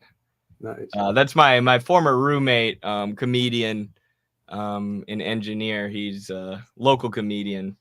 The original Patreon supporter of Midwestern Marks. I'm sure Oh, he is. for real? Yeah. He was the first one who signed up when I created it. Nice. I don't know Him and that. David probably. Shout out to David, man. Consistent, loyal supporter from the beginning. Since day one. Yeah. Since day one. There's a couple people like that who supported us from day one, and then like out of nowhere, they're just like, "Oh, you guys are evil, and everything you've done is evil." Usually, people we're always incredibly mentally unstable, including in our chat. But it's like, how are you in our chat every day, interacting with our community, listening to us, and then overnight you think we're fascists? Like, what kind of mental illness is that? It's not clear thinking, but. Anyways, we got one more video for today. I haven't seen this one yet. It looks like it might be funny or something. Maybe like a TikTok. I don't know. Yeah, it's a TikTok. It says the voice isn't the only thing. It's also the mindset of an entitled supremacist. Brilliant. All right, let's check this out. To the American people worried that their tax dollars are going to Israel while they suffer from hurricanes, we say to you, stop bitching. Get over it. A hurricane is just a big thunderstorm. And yes, some of your homes were damaged and your families were killed. But without your tax dollars, we would not be able to kill even more families and destroy even more homes. Make the right decision. Do you want your tax dollars to go to your own country? Or do you want to support a genocide and be dragged into World War III? We in Israel say make the right decision, or you're an anti-Semite. Dude, that impression was so good. Reborn Vid. I'm gonna have to follow him. That's That that's Shane Gillis on Trump level good. It was amazing. It was. I thought for a second he might be doing a voiceover. I'm gonna have to follow that guy. I'm following him on TikTok right now. It also allowed me to notice for the first time that Bibi Netanyahu has the voice of like an old school black older guy. It's a very deep. It's a good like announcer voice, as a sort of radio voice. But It is. Yeah, it's like as I was listening to that, I'm like, oh, maybe this is why Netanyahu is like a popular was a popular politician in Israel. Like his voice. you'll get far with a good voice. Yeah. Right. I don't know. That's what we should be doing at ACP, training people to have cool voices. Exactly. Imagine if Haas could talk like Netanyahu. Sounds like The Rock, yeah. A little bit like The Rock, yeah. All right. Do we have anything else on the agenda? No, I don't believe so. I had some ideas for videos to react to, but they're slipping my mind and I don't have them written down. So, but yeah, anything else in the chat people want us to talk about, or PB missed his calling like the Austrian painter guy. They both had the same destiny. Genocidal maniacs. Yes. BB sounds like he has a frontal lobe injury. He probably does. He got a Let's give credit where credit is due. That's a dope voice. It's a good voice. If Eddie woke up tomorrow with that voice, I think we'd be much farther in our struggle. I agree. I need to start deepening. My fellow Americans. Did you guys see a fake Puerto Rico ACP chapter? No, I didn't see that. The amount of dumb bullshit that happens in a day. Like, I didn't even hear about this yet, but I'm sure I will at some point. What was it? Just someone being stupid? I don't know. I haven't seen it. For those that don't know, we're all pro Puerto Rican independence. Even if all the Puerto Ricans vote in favor of statehood, we believe in the sovereignty of the Puerto Rican nation, especially me as a Cuban. There's a very famous poem from Lola Rodriguez de Tio, collaborated with Jose Marti, Puerto Rican revolutionary. The Puerto Rican and Cuban revolutionaries were like this, very intermingled in their struggles. But she says that Cuba and Puerto Rico are of a bird its two wings. We can't have one of the wings independent and then the other one tied up to being a state of the U.S. empire. We need both wings free so that the bird can fly like a free bird. Let's get the Leonard Skinner joke in there. Yeah, that was Leonard Skinner who said that. Yeah, they're quoting Lola Rodriguez de Tio. This person says, the Middle Nation channel. I do. I watch it sometimes. Shahid Bolson. He's interesting. He's a Muslim guy. Very, very in line with us on foreign policy and economics. I don't think he's a Marxist. And there's areas of disagreement, but it's always, minor areas, not like on the major things. He's really good. I enjoy listening to him. I don't know if you've seen RBN recently had him on. They did? Yeah, and then another rep from the Middle Nation podcast. Oh, interesting. Maybe we should reach out. I comment on his videos quite a bit. Just give my thoughts. So he's pretty cool. There's some areas, of course, of disagreement, but that's fine. I find that it's usually easier talking with people when you acknowledge you come from different points of view and then focusing on the points of commonality than when you talk to someone who says they're coming from the same perspective as you, but who on essential issues differ completely. It's like if someone comes to me and talks about being a Marxist, but they're pro-Ukraine, pro-Israel, or want to condemn October 7th or something like that, anti-China, I get more mad at someone that's like that than someone who says, look, I'm just like Ritter, I'm just an American patriot, not ideological, but I'm against all these wars. And it's easier having a conversation with people who you acknowledge are coming from different perspectives, and you focus on the commonalities and having a conversation with someone who says they're the same perspective, and then on essential issues there's serious differences. Absolutely, I agree on that.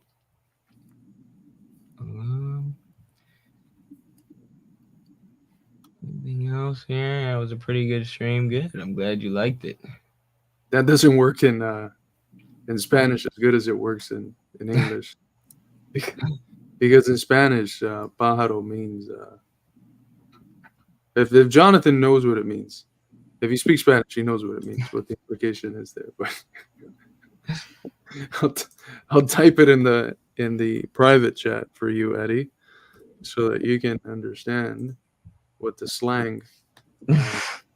Good to know. The PH word. Yeah. Sorry, I'll answer Hugh Lee's question about Colombia. Petro was from the FARC. Is that what they are? The left-wing guerrillas? Or is FARC the right-wing guerrillas? It's the FSLN or whatever their name is. FSLN is the left. FSLN. Then FARC is the right-wing guerrillas, the right-wing paramilitaries.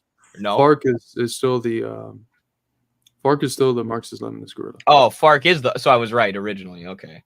But FSLN is also like a Marxist guerrilla. Okay. And then there are all these right-wing paramilitary groups. And recently there was a ceasefire where everybody was supposed to lay down their arms. And actually the number of killings massively increased because the left-wingers laid down their arms, FARC laid down their arms, but the right-wingers didn't. And they kept murdering social leaders and community leaders and innocent people. And it turned out that actually FARC was defending the people and the communities from these right-wing paramilitaries. So when FARC laid down their arms, there was more violence, which is very interesting. Goes to show how, left-wing violence is not the same as right-wing violence. It's always, the communists defending themselves and defending the communities from right-wing violence. But Petro was a former FARC guerrilla, got older, became less radical and militant, ran for office, won. Huge transformation in Colombia. The fact that someone who was a FARC guerrilla could win shows, a massive transformation away from being this right-wing country that Hugo Chavez called the Israel of Latin America. So it's still Colombia. It's still an extremely right-wing country that's basically a U.S. military base, but at least they have a president who's not batshit insane and a puppet of the West. Yeah. What's interesting is that I think at the ceremony inaugurating Sheinbaum, the new Mexican president, who, it's everything I've seen shows that she's pretty radical and down to continue the fourth transformation, which has been extremely revolutionary. One of the things that Petro said at the speech he gave at her when she came into office was that she was a supporter or a member of FARC or something like that, which is interesting because the sort of way that Morena brings about its very socialist advancements is through calling it Mexican humanism. It basically just, with the mantle of humanism, it promotes socialism. It's very implicit.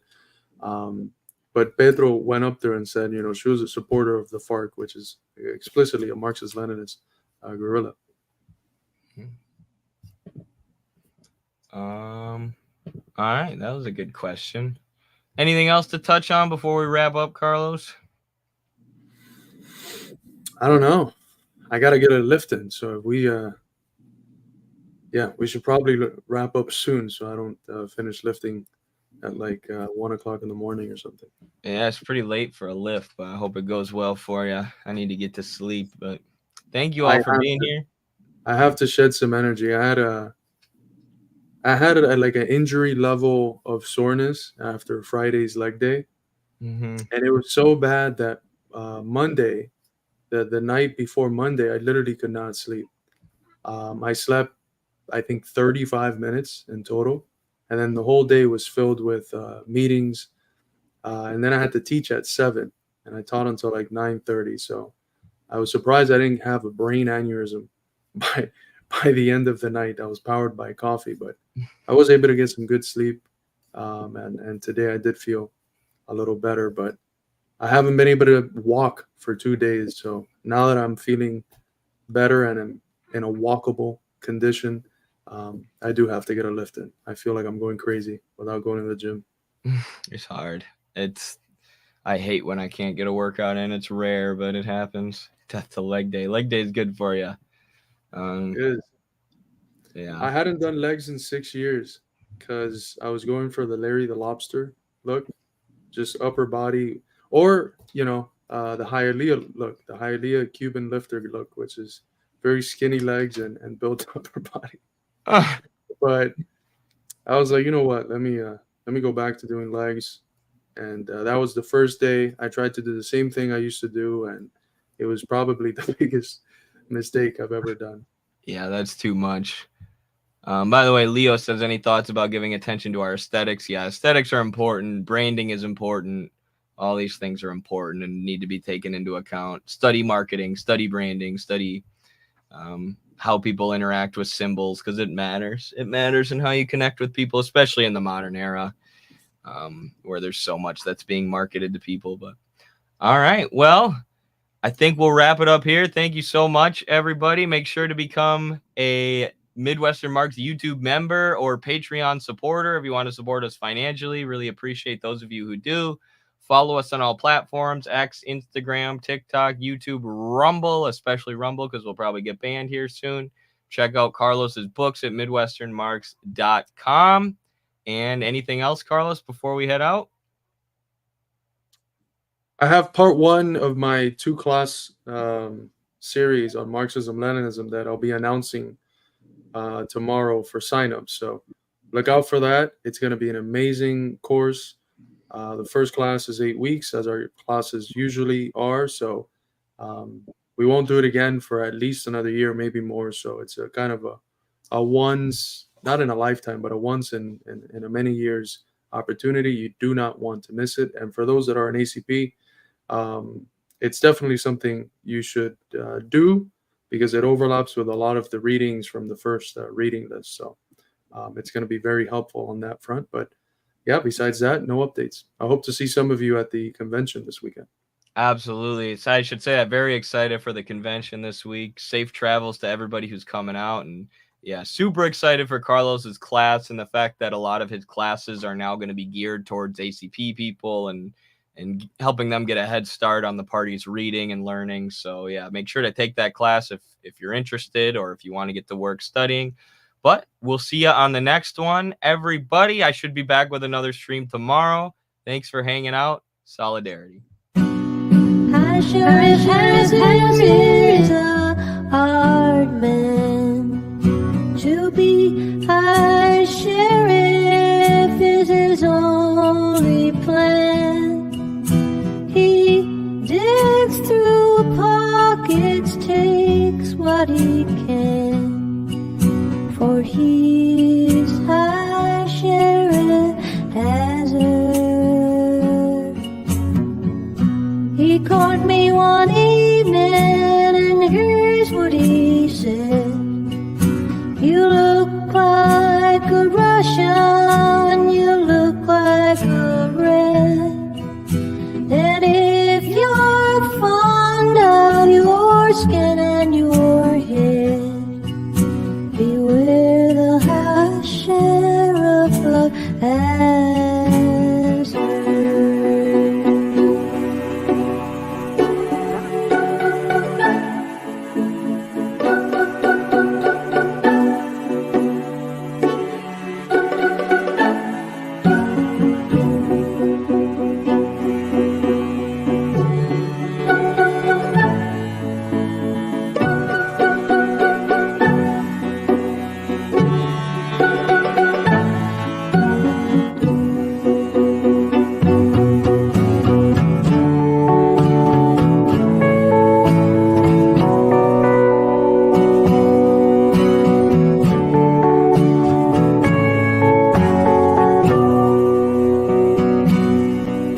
The answer is simple, the answer is clear.